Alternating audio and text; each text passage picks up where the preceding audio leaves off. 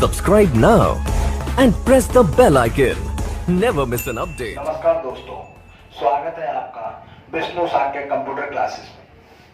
आज हम कंप्यूटर और संचार के बारे में अध्ययन करेंगे, जिसमें हम कंप्यूटर का परिचय जानेंगे। वीडियो आगे बढ़ने से पहले हम आपसे एक निवेदन करते हैं कि अगर आप हमारे चैनल पर नए हैं तो कृपया चैनल को सब्सक्राइब करें, कमेंट करें, लाइक करें और सब्सक्राइब करने के साथ साथ आप बेल आइकन दबा दें, जिससे कि हमारी आने वाली अगली वीडियो आपको प्राप्त हो सके। तो आइए हम देखते हैं कंप्यूटर और संचार का परिचय है क्या। तो आइए समझ लेते हैं कि कंप्यूटर और संचार का परिचय क्या है। आधुनिक युग में पूरे विश्व में बड़े बड़े कारखाने, संस्था व कार्यालय खुल रहे हैं। इन कार्यालयों व कारखानों में अनेक विभाग होते हैं और सभी विभाग एक दूसरे से जुड़े हुए होते हैं और एक दूसरे पर आश्रित होते हैं। सभी विभाग कंप्यूटर से सुसज्जित होते हैं, जिसके कारण और निस्तारण शीघ्र किए जा सकते हैं। किंतु एक विभाग की सूचना दूसरे विभाग को भेजने में पर्याप्त समय लगता है। उदाहरण के तौर पर हम समझ लेते हैं, किसी कारखाने में यदि क्रय विभाग, विक्रय विभाग, स्टोर विभाग, अकाउंट विभाग आदि होते हैं, तो अकाउंट विभाग को क्रय विक्रय से संबंधित जानकारी का होना आवश्यक है, जबकि क्रय विक्रय को स्टोर से संबंधित जानकारी होना आवश्यक है।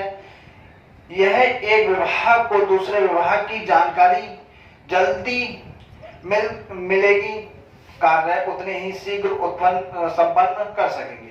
अतः यह आवश्यक है कि सूचना को शीघ्र एक स्थान से दूसरे स्थान तक कम समय में पहुंचाया जा सके। आधुनिक युग में कंप्यूटर सूचनाओं का आदान प्रदान बहुत सरलता से करता है। इसके माध्यम से एक स्थान से दूसरे स्थान पर किसी भी सूचना को भेजना बहुत सरल और सुसज्जित है। हम यहाँ समझते हैं कि टेलीफोन द्वारा सूचनाओं का आदान प्रदान होता है, परंतु यह सोचना भी उचित नहीं कि टेलीफोन के द्वारा संचालन भी कंप्यूटर करता है। अब से कुछ वर्ष पहले सूचनाओं को भेजने में अधिक समय लगता था। जिस प्रकार डाक द्वारा भेजी गई सूचना आज भी अधिक समय लगाता है। डाक के द्वारा भेजे गए पत्र एक स्थान से दूसरे स्थान तक पहुंचने में लगभग 3 से 4 दिन लग जाते हैं, परंतु इस दूरी को कंप्यूटर ने समाप्त कर दिया है। आजकल हम अनेक संस्थानों के विभाग में कंप्यूटर लगे होने के कारण हम अपनी सूचनाओं को एक स्थान से दूसरे स्थान पर भेजने के लिए कुछ ही सेकंड लगते हैं और कोई भी जानकारी हम अति शीघ्र प्राप्त कर सकते हैं। कहने का तात्पर्य यह है, संचार के माध्यम से हम सूचना तथा जानकारियों का आदान प्रदान करने की प्रक्रिया संचार व कम्युनिकेशन द्वारा संबोधित की जाती है। अब हमने देख लिया कि भाई संचार और कंप्यूटर और संचार का परिचय। अब परिचय हमने जान लिया। परिचय जानने के बाद हमारे मन में विचार आता है कि संचार के प्राथमिक मॉडल क्या हैं, यानी कि प्राथमिक संचार मॉडल क्या है। उसमें हम देखते हैं, पहले नंबर पर आता है संदेश। यानी कि हमें कोई संदेश भेजना होता है तो हम संदेश के बारे में हम समझ लेते हैं कि भाई संदेश है क्या। संदेश मतलब मैसेज को हम देखते हैं कि मैसेज कहते कैसे हैं या संदेश कहते कैसे हैं। तो इसके बारे में हम समझ लेते हैं, जो डाटा हम संचार के माध्यम से एक स्थान से दूसरे स्थान पर भेजते हैं उसे संदेश कहते हैं। तो हमने देखा संदेश हम कैसे कहते हैं, जो डाटा हम संचार के माध्यम से एक स्थान से दूसरे स्थान पर प्रेषित करते हैं या भेजते हैं, वो क्या कहलाता है, संचार कहलाता है। संदेश कहलाता है। दूसरा पॉइंट आता है प्रेषक यानी कि सेंडर। तो अब सेंडर किसे कहते हैं? अब सेंडर के बारे में हम समझ लेते हैं। सेंडर है क्या? वह उपकरण जिसके द्वारा आंकड़ों अथवा सूचनाओं का प्रेषण किया जाता है। प्रेषण मतलब वह उपकरण जिसके द्वारा आंकड़ों अथवा सूचनाओं का प्रेषण किया जाता है, प्रेषण उपकरण कहा जाता है। वह व्यक्ति अथवा संस्था जो आंकड़ों अथवा सूचनाओं का प्रेषण करती है, प्रेषक कहलाती है। प्रेषक उपकरण निम्नलिखित हो सकते हैं। प्रेषण कितने हो सकते हैं? जैसे कि हम जान लेते हैं, पहला है हमारा मॉडम के द्वारा, लाइन ड्राइवर के द्वारा, डिश एंटीना के द्वारा हम प्रेषण कर सकते हैं, यानी कि संदेश भेज सकते हैं। अगला हमारा पॉइंट आता है, हमारा संदेश हो गया, प्रेषक हो गया। हमारा अगला पॉइंट आता है प्राप्तकर्ता। प्राप्तकर्ता क्या है? तो प्राप्तकर्ता के बारे में हम समझ लेते हैं कि प्राप्तकर्ता है क्या। प्राप्तकर्ता मतलब होता है रिसीवर, जो रिसीव करता है। तो अब रिसीवर के बारे में हम समझ लेते हैं। जिन उपकरणों द्वारा सूचना अथवा आंकड़ों को प्राप्त किया जाता है, यानी जिन उपकरणों द्वारा सूचना अथवा आंकड़ों को प्राप्त किया जाता है, उन्हें प्राप्तकर्ता उपकरण कहा जाता है। वह व्यक्ति अथवा संस्था जो सूचनाओं अथवा आंकड़ों को प्राप्त करती है, प्राप्तकर्ता कहलाती है। जैसे कि हमारे पास प्राप्तकर्ता मतलब रिसीवर। नॉर्मली भाषा में हम समझ लेते हैं, जो आजकल यूज होता है, समझने में थोड़ी आसानी होगी। जो आजकल हम यूज करते हैं उसी के माध्यम से हम समझ लेते हैं। जैसे कि हमारे पास आया मैसेज, तो मैसेज हम किसे कह सकते हैं? मैसेज हमारा पहला पॉइंट आया था मैसेज। मैसेज में हम देख लेते हैं संदेश, जो डाटा हम संचार के माध्यम से एक स्थान से दूसरे स्थान पर भेजते हैं, मैसेज कहलाता है, यानी कि संदेश कहलाता है। तो हम नॉर्मली देखते हैं कि भाई मोबाइल से हम जो है मैसेज करते हैं, मोबाइल से हम कोई भी डाटा इधर से उधर ट्रांसफर करते हैं, उसे हम बोलते हैं मैसेज। दूसरा आया हमारे पास सेंडर। अब सेंडर है क्या? जो व्यक्ति डाटा को प्रेषित करता है या भेजता है, वो कहलाता है हमारा सेंडर। तीसरा आया प्राप्तकर्ता। प्राप्तकर्ता में देखते हैं जो व्यक्ति मैसेज को प्राप्त करता है, संदेश को प्राप्त करता है, वो क्या कहलाता है? प्राप्तकर्ता। तो ये तीनों चीजें आपको समझ में आ गई, संदेश, प्रेषक और प्राप्तकर्ता। अब हम अगला पॉइंट पढ़ेंगे माध्यम। अभी हम बता रहे थे संचार। संचार में हम देखते हैं संदेश, प्रेषक, प्राप्तकर्ता। माध्यम और प्रोटोकॉल के बारे में हम अभी रुककर पढ़ेंगे। उससे पहले हम संचार के प्रकार देख लेते हैं, क्योंकि हमारे पास संचार जो आ गया, संचार के प्रकार हम समझ लेते हैं। पहला हम देख लेते हैं संचार के प्रकार।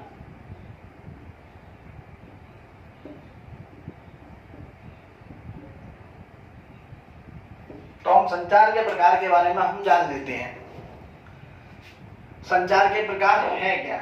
पहले सूचनाओं के संचार के द्वारा, संचार के लिए या तो व्यक्ति के रूप में मिला जाता था अथवा पत्र भेजकर। यानी कि संचार जो हम करते थे पहले, या किसी व्यक्ति को भेज दिया, किसी संपर्क में कोई डाटा या सूचना हमें भेजनी थी, पहले किसी व्यक्ति को भेज दिया कि भाई जाकर सूचना दे आओ, या फिर कोई संदेश भेज दिया, पत्र भेज दिया कि भाई ये मतलब किसी के व्यक्ति के हाथ पत्र भेज दिया, जो कि हमारा पत्र हुआ करता था वो 2 या 3 दिन में पहुंचता था। परंतु जैसे जैसे विज्ञान ने विकास किया, वैसे वैसे मानव ने इन तकनीकों का उपयोग करके अपने लिए अन्य साधनों के साथ साथ प्रणालियों का विकास किया। संचार के प्रकार से तात्पर्य वे विभिन्न प्रणालियां जिनके द्वारा हम आंकड़ों अथवा सूचनाओं का आदान प्रदान करते हैं, संचार कहलाती हैं। संचार मुख्यतः निम्नलिखित 2 ही प्रकार के होते हैं। एक होता है हमारा मौखिक संचार, एक होता है लिखित संचार। अब हम मौखिक संचार के बारे में जान लेते हैं। मौखिक संचार है क्या? मौखिक संचार का मतलब ये है जब किसी भी प्रकार के आंकड़ों अथवा सूचनाओं को आदान प्रदान मौखिक रूप में किया जाता है, तो इस प्रकार के आंकड़ों व सूचनाओं का संचार को मौखिक संचार कहा जाता है। उदाहरण के तौर पर हम समझ लेते हैं, जब दो व्यक्ति भौतिक रूप में एक दूसरे के समीप बैठकर परस्पर मौखिक वार्तालाप कर रहे होते हैं, इस परिस्थिति में वार्तालाप का माध्यम वायु होता है। तो आपको समझ में आया मौखिक संचार की परिभाषा क्या है? एक बार दोबारा सुन लेते हैं मौखिक संचार की परिभाषा। जब किसी भी प्रकार के आंकड़ों अथवा सूचनाओं का आदान प्रदान मौखिक रूप में किया जाता है, तो इस प्रकार के आंकड़ों व सूचनाओं के संचार को मौखिक संचार कहा जाता है। उदाहरण के रूप में समझ लेते हैं कि उदाहरण के रूप में जैसे कि दो व्यक्ति आपस में भौतिक रूप से एक दूसरे के समीप बैठकर वार्तालाप कर रहे हैं, तो इस परिस्थिति में संचार का माध्यम वायु होता है। तो इसके कुछ उदाहरण हैं, जैसे कि टेलीफोन पे हम वार्तालाप करते हैं, तो वो कैसा होता है? मौखिक रूप में होता है, क्योंकि हम बोलकर वार्तालाप एक दूसरे से बातें कर रहे हैं, तो अपना मैसेज दे रहे हैं उसे और उसका मैसेज प्राप्त कर रहे हैं, आपस में वार्तालाप कर रहे हैं। ठीक है, मौखिक रूप में हम एक दूसरे की मुंह की ध्वनि सुन रहे हैं और समझ रहे हैं। ठीक है, पहला आया टेलीफोन, दूसरा आया मोबाइल सर्विस। मोबाइल सर्विस के माध्यम से भी हम जो है एक दूसरे से वार्तालाप करते हैं। ठीक है, उसके बाद आ जाता है हमारा कंप्यूटर के द्वारा वॉइस चैट, यानी कि जब हम कंप्यूटर के माध्यम से हम बात करते हैं, तो उसमें हम अपनी वॉइस रिकॉर्ड करके, यानी अपनी आवाज रिकॉर्ड करके दूसरे व्यक्ति के पास भेजते हैं, और दूसरा व्यक्ति अपनी वॉइस रिकॉर्ड यानी कि अपनी आवाज रिकॉर्ड करके हमारे पास भेजता है, तो वो क्या कहलाता है? मौखिक संचार कहलाता है। तो आगे आपको समझ में मौखिक संचार के बाद में हम चलते हैं लिखित संचार के बारे में। लिखित संचार है क्या? तो लिखित संचार के बारे में हम समझ लेते हैं। जब किसी भी लिखित संचार की परिभाषा के रूप में हम समझ लेते हैं, जब किसी भी प्रकार के आंकड़ों व सूचनाओं को लिखित रूप में एक स्थान से दूसरे स्थान तक पहुंचाया जाता है, तो उसे हम लिखित संचार कहते हैं। ठीक है, तो अब हमने लिखित संचार के बारे में जाना। अब हम लिखित संचार के कुछ उदाहरण देखें। तो हम उदाहरण के रूप में हम समझ सकते हैं कि उदाहरण के रूप में हम देखते हैं पत्र। जैसे कि हम देख रहे थे व्यक्ति के माध्यम से हम कोई संदेश भेज रहे थे, संदेश संचार के प्रकार में हम देखा कि व्यक्ति के माध्यम से भेज रहे थे या पत्र के माध्यम से।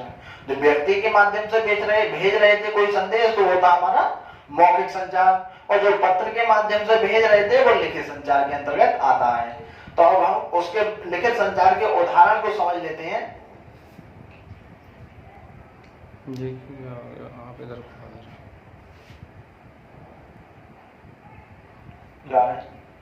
तो पत्र के माध्यम से हम देख रहे थे कि पत्र में हम क्या करते हैं? लिखकर कोई भी सूचना भेजते हैं और प्राप्त करते हैं। जैसे कि हमने मान लीजिए कोई पत्र लिखा, तो पत्र लिखने के बाद में क्या व्यक्ति वो उस पत्र को पढ़ेगा, समझ रहे हैं? जो लिख कर गया है संदेश वो व्यक्ति, तो वो हमारा लिखित संदेश या लिखित संचार हो गया।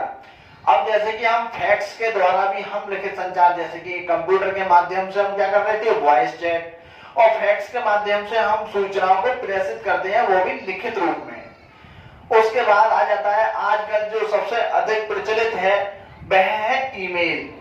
ईमेल में हम अपने ईमेल के माध्यम से भी हम जो है लिखित संचार करते हैं। जैसे कि मान लीजिए हमें कोई सूचना प्रेषित करनी है, तो हमने उसका ईमेल एड्रेस लिया और अपने ईमेल एड्रेस के माध्यम से जो सूचना हमें भेजनी थी वह सूचना हमने उस व्यक्ति को भेज दी। तो ईमेल के माध्यम से हम जो है इमेज, पीडीएफ और आपका जो है वीडियो, ऑडियो आदि चीजें हम भेज सकते हैं। तो अगला पॉइंट हम देखेंगे संचार। तो हमने देखा संचार के प्रकार के हमने देख लिया। संचार में हमने देखा लिखित संचार और मौखिक संचार, दोनों ही हमने समझ लिए। तो ये हमारा संचार के प्रकार जो है पूरा हो गया। अगला पॉइंट आता है हमारा संचार के माध्यम। संचार माध्यम, अब संचार माध्यम होते क्या है उसके बारे में हम थोड़ी विस्तार पूर्वक जान लेते हैं कि संचार माध्यम है क्या। तो सूचनाओं का एक स्थान से दूसरी जगह का मतलब सूचना का एक जगह से दूसरी जगह पर स्थानांतरण संचार माध्यमों द्वारा किया जाता है। जैसे कि हम नॉर्मल रूप से आप समझ लेते हैं संचार माध्यम क्या होते हैं कि जिनके माध्यम से हम आपस में वार्तालाप कर रहे हैं या अपनी सूचनाओं को इधर से उधर भेज रहे हैं।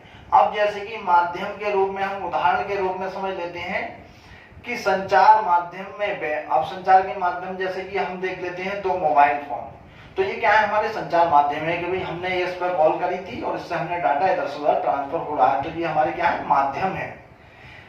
इसको विस्तार पूर्वक समझ लेते हैं। सूचनाओं को एक स्थान से दूसरे स्थान पर स्थानांतरण संचार माध्यम द्वारा किया जाता है। जिस प्रकार दो व्यक्तियों के मध्य वार्तालाप के लिए माध्यम के रूप में हवा यानी वायु का होना जरूरी होता है, उसी प्रकार अधिक दूरी के संचार के लिए भी माध्यम का होना जरूरी होता है। तो अधिक दूरी के क्षेत्र में संचार के अनेक माध्यम होते हैं तथा उपयुक्त माध्यम का चयन अनेक कारकों पर निर्भर भी करता है।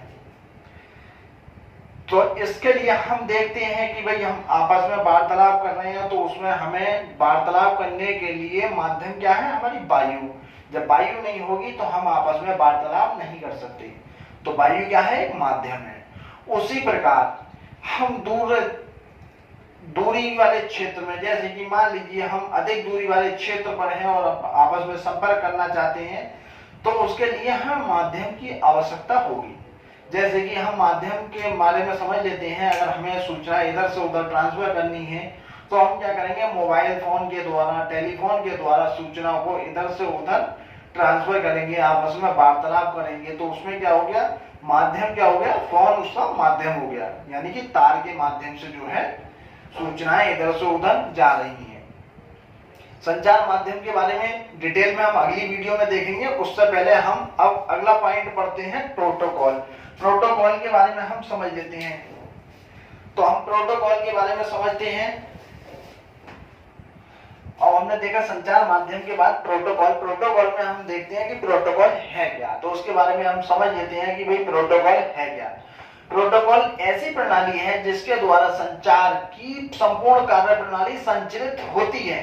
यानी कि प्रोटोकॉल एक ऐसी प्रणाली है जिसके द्वारा संचार की संपूर्ण कार्य प्रणाली संचालित होती है। यह संचलन के साथ साथ उस कार्य प्रणाली की प्रक्रिया को पूरा हो जाने पर समाप्त भी कर देती है। जब हमें कोई सूचना के रूप में डाटा भेजना है, तब वह हमें उस डाटा प्राप्त कर लेते हैं तथा सूचना प्राप्त हो जाने के पश्चात प्रोटोकॉल अंत में संचरण को समाप्त कर देती है, जिससे अगली संचरण प्रक्रिया आरंभ हो जाती है। कहने का तात्पर्य यह है, प्रोटोकॉल के माध्यम से जो हम सूचनाओं को या संचार जब हम करते हैं तो उसमें क्या होता है कि हम डाटा जब भेजते हैं उस बीच प्रोटोकॉल की प्रक्रिया चालू रहती है। जब हमारा डाटा पूर्ण हो जाता है तो प्रोटोकॉल अपने आप ही समाप्त हो जाता है, और जब हम कोई अगली प्रक्रिया या सूचना को डाटा के रूप में भेजते हैं तो वह पुनः जब हम प्राप्त कोई सूचना कर लेते हैं तो वह स्वतः ही प्राप्त होने के पश्चात प्रोटोकॉल का अंत में संचरण समाप्त हो जाता है। कहने का तात्पर्य यह है, जैसे कि हमने संचार माध्यम में देखा कि भाई संचार के माध्यम के बीच में जो हम डाटा को इधर से उधर ट्रांसफर कर रहे थे वो हमारे प्रोटोकॉल के अंतर्गत आता है। तो इस वीडियो में बस इतना ही। अगली वीडियो में हम आपको बताएंगे संचार के प्रकार के बाद में आ गया